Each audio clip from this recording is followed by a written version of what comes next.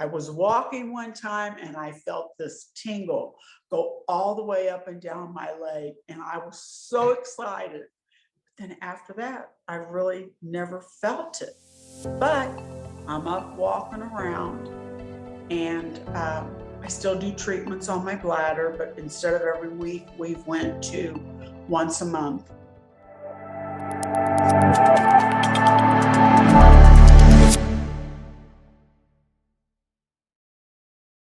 Hey, Rosie, thank you so much for coming to spend time with me today. Oh, thank you for having me. Well, I really am happy to meet you and look forward to hearing your story. So, can we start off by you telling us a little bit about how you are feeling prior to coming to QHS? Well, I got really sick. I I had COVID, and then my bladder started acting up, and I'm 74. I was 72 and still cleaning houses and working, being strong and everything. And then I took them darn shots. Don't ask me why, but I did. And then I got COVID again, and my bladder like exploded. I mean, I was, you know, how else can I say it? I was peeing blood and blood clots as big as my fingers. And so I went to several different urologists and ended up with the two that I stuck with. You know, one was urologist, one was a gyno urologist, and they did surgeries and went in to see what was going on. And one, he told my son when he came out, he said, "I've never seen a bladder as bad as that."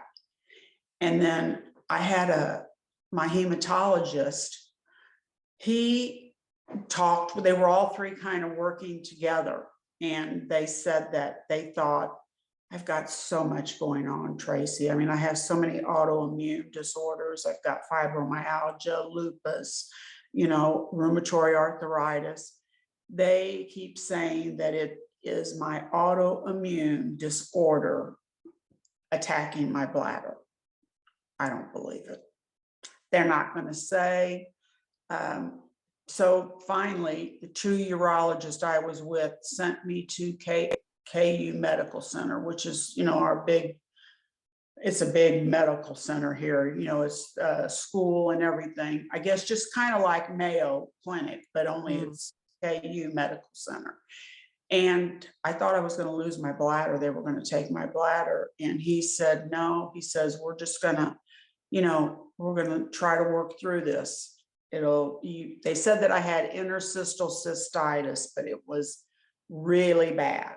And it'll never go away, but I have to, just treat it and, watch it.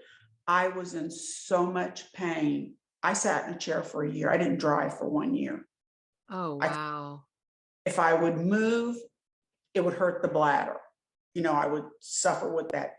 It felt like somebody was just jabbing me with a knife, and then sitting, my autoimmune acted up because then I couldn't hardly walk. I've had 3 surgeries, total knee replacements. I did 2 at once, and I did it great, no problem. The third one, I thought I was going to die. Aw. But since I got my first, I had the flat one, Oh, the belt? Yes, I had that one. And honestly, I've had 3 of them, and I wear 2 of them still yet, and I wear them all the time. I don't really feel a difference. I can't tell. And I don't know if I've never really felt it. One time I did. I was walking one time and I felt this tingle go all the way up and down my leg, and I was so excited. But then after that, I really never felt it.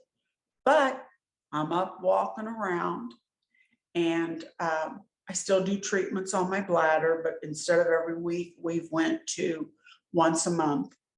once every other week, depending. Still have a lot of pain with it. I mean, some days are just terrible, Wow. but spiritually is a different story. Tell me I about it. had, 27 years ago, my son passed away, my youngest son. And, it's like I held all my grief inside for so long because I didn't want my other two sons. He was the baby. He was 19, and the other two boys, were older than him. And I think all the grief surfaced, and it's just been really these last, few months. It's been like I couldn't hold it in anymore, and it's been tough. And I've met some people along the way. It's been so strange, and I still say it's the belt, it's the machine that has done it. My device, I should say, my device that has. Me and my cousin Debbie were at the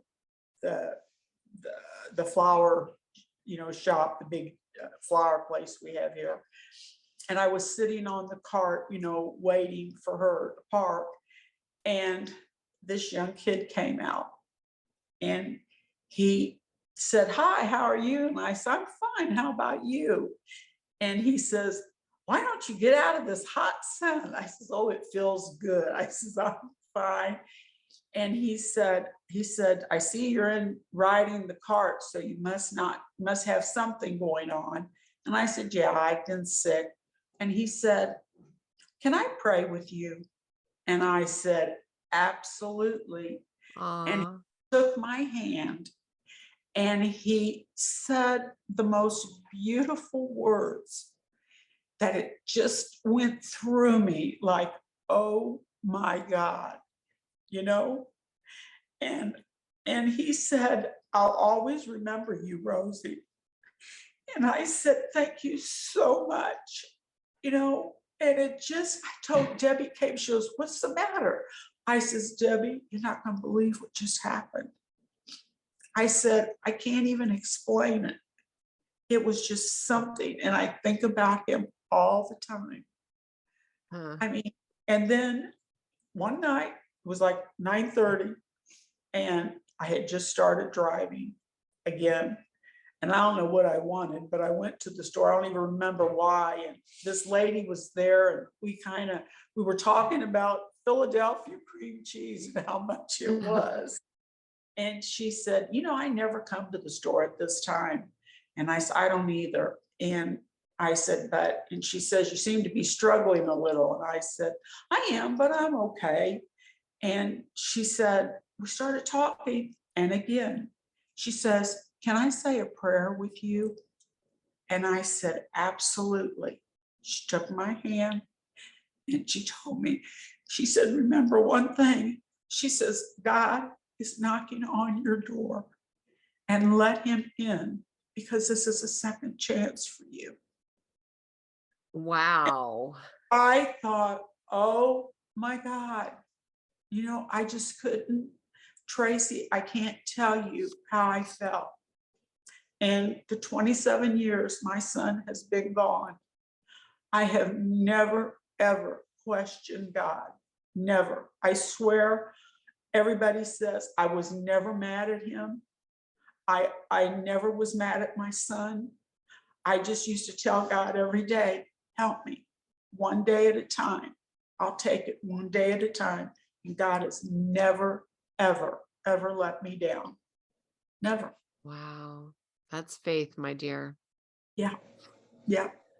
I had a friend that's son died a year after my son did. He actually was at college. And you know how they have those beds they build so that they can stay up late, won't bother the other ones. And he lit a candle in there, and he fell asleep, and he burned to death. And Oh my gosh. oh my God, it was almost 1 year to the day. My son died on April the 8th, and his son died May the 11th, I think. 1 year after my Anthony died. And we were talking. I went to the house that night, and me and him were talking, and he said, I just want to be able to get to where you are. And while he was saying that, he got his cross on his neck and he pulled it off. And I looked at him and I said, that is your first mistake right there. That I said, see all these friends and all this family, nobody will be able to help you like God. I said, so you'll never get to where I am unless you put that cross right back on you. Mhm. But it's, I think spiritually, it has just touched me so much. That's beautiful. You know, like in that intro video that Cynthia always plays, and it says, imagine your pineal gland, which, you know, is your antenna to God. And it's like totally decalcified and that pathway is wide open. Well, Sounds he's like it. never, ever let me down. Never. In all the years, I mean, in 1 year, my mom died a year before my son Anthony did, 1 year to the date almost. She died March of 95. My son Anthony died in April of 96. And I also, after being married 25 years, got a divorce. So Wow. A he, lot of change. but you know what? He still never let me down. I have, to this day, I have never said, why me? Why my son? Never. He, I guess he needed him more than I did. Mhm. Or So maybe he's, you know, I think also that a lot of them came back as star seeds to help us get to the other side of this. I feel so blessed to be on this journey. And I'm going to be truthful. At first, when Debbie approached me with it, I looked at her and I said, are you in a cult? She said, no. And I said, I don't know what I thought. I thought, what is wrong with her? And then one night I was sitting here and I don't know why. I called her up and I said, come over, Deb, I want to talk to you. And I just felt this something come over me. I said, I'm understanding so much more than what I did. And I don't know why. A lot So of people say that though, so you're not alone. yeah, it just happened all at once. I just felt this feeling, you know, and I knew I was awakening. Mhm. So I'm so blessed to be here with all of you. And, you know, it's hard when you lose a child. And like I said, God still never let me down, never let me down. I'm so thankful for the years that I had with him. Yeah, I can't even imagine. I also have 3 boys, so I I love my boys. I have 2 brothers. I have I had 3 sons, and I've got 4 grandsons. oh. So I love my boys. They're Me they're too. different, you know, when they're little. They think I'm a hoot though. They think I'm nuts, but you know what? I'll say you'll see. You're gonna see pretty soon, you know? I I think I am too, but I said, okay, whatever. They said, they tell me, Debbie, we're both crazy. At They're least gonna, you have Debbie. oh, listen, God bless her. I don't know what I'd do without her. I really don't. Aw. And my brother and my sister-in-law, my brother, the middle one, you know, I'm the oldest of 3, but my middle brother is like, you know, the dad to me and my youngest brother. I mean, we talk 2 or 3 times a day. Wow. That's And great. My sister-in-law is so good. She's as good to me as he is, you know. They take care of me, and Debbie's my legs. She's here every week with me, thank God. Sometimes Aw. she wants to kill me, but that's okay. I don't think so. I think I love to hear close families like yours. It's a beautiful thing. It is. So pretty soon, something better is even coming down the pipe, right? With the QArc, and you guys are OGs, so you're early adopters and get to go, I'm soon. excited. I don't know what it is to feel normal. I mean, physically, I really don't know what it feels like to feel normal. And I know there's people that are so much worse off than I am. And I think, oh my God, my nephew, he was 46 and he's just got over fighting the cancer, and he's got 3 babies. I mean, they're 9, 8, and 5. And thank God he's doing so well now, but I mean, that's so scary. But, just he kept his faith all the way through it. He never doubted God one bit. So Good. he's been lucky. Now he's doing well. So Good. hope it just all stays away. Oh yeah, me too. That's horrible. Cancer sucks. I mean, it's It's just worst thing terrible, ever. right? So Rosie, what are you gonna do with a healthy 30-year-old body? What excites you the most? Um, I don't know. I just don't know right now. I can't even imagine. I mean, I have to laugh. A couple of the doctors have told me, they said they would tell me just when I had the autoimmune, not with my bladder, they said, you should have been a pioneer woman. You probably they could have pulled the plows. Oh, because you're so strong. You probably could have pulled those plows instead of the mule. Gee, thanks. Oh, that's a riot. I've been in, and it's just, I love the outdoors and flowers and planting and working in the yard, and God, it's gonna be great. And then I want to help whoever needs help. If there's someone that needs help, I want to be able to help them. Mm-hmm. That's what I want to do. I want everybody to feel healthy and to just, all this craziness to go away. Yeah, That's- it will. We're Yeah. gonna all do it together. It's going to be great. It's just going to be, oh God, I feel so blessed to be here, and so blessed, hopefully, to get to meet all of you. And all thank you for all the hard work you're doing. It's amazing.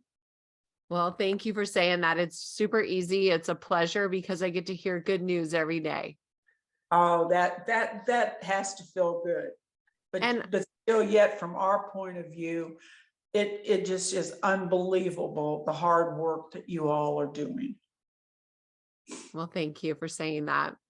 So then I have a question that just came to me. Do you ever put your device directly on your bladder area? I do. Okay, good. I stick it there. I've had it on the bottom of my feet. I've had it under my arm. Wherever I feel like putting it, but I wear it all the time. I wear it all the time. If I go out, I've got this belt that I do, and it's right like in the small of my back, and I have it on. And then I've got one that the small one I've been wearing on. I've got this cuff because of my legs. They get swollen sometime, and I cut the sock that I don't know what I want to call them. Just Like a knee sock? well, it's kind of like that, but they use it to wrap my legs because I have lymphedema, and they use this. So I cut it and I put it right under my knee, and I stick my small device in it on the side, and I wear it all the time like that. Oh, good. Yeah, it's a compression sock. That's it. I couldn't think of the word. Yeah, it just occurred to me. So My mom- Rosie, goes sometimes.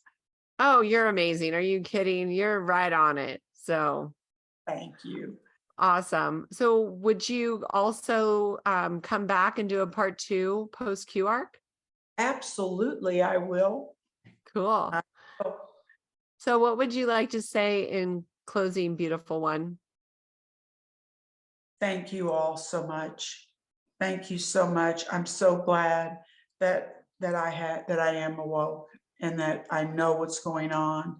And I wish there were more people that could see it, but they will eventually. They'll see it. And I'm so happy to be here with all of you. Just keep shining your light and they will see it. I will try. Awesome. Well, thank you so much for coming and hanging out with me today. And I look forward to seeing you next time. Thank you, Tracy. I was so glad I got to speak with you. Aw, well, you have a beautiful day, sweet lady. And I'll Okay. see you soon. Okay. Thank you for making this QHS project fly. This valorous admin team, thank you. The Key community welcomes you. Thank you for making your home QHS healthy and happy. Thank you for helping us place QH centers all around the world. Together, hand in hand, we make miracles happen. QuantumHealingSystems.org. Thank you.